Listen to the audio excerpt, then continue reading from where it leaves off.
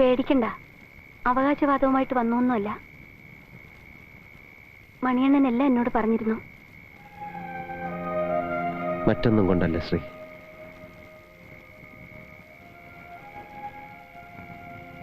ഞാൻ എന്റെ മനസ്സിൽ പഠിത്തം കഴിഞ്ഞ് നാട്ടിലേക്ക് മടങ്ങുമ്പോൾ ഒന്നും ആശിച്ചിരുന്നില്ല. ആശയോടെ തിരഞ്ഞെടുത്ത ഈ പ്രൊഫഷൻ, ഹോസ്പിറ്റൽ, രോഗികൾ, അവരുടെ ചികിത്സ, അതിൽ മാത്രം ഒതുങ്ങുന്ന ഒരു ജീവിതം.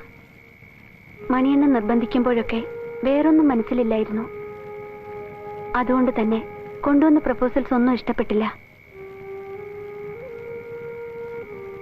പക്ഷേ പ്രൊഫഷനിൽ മാത്രം മനസ്സർപ്പിച്ച് കഴിയുന്ന ഡോക്ടറുമായി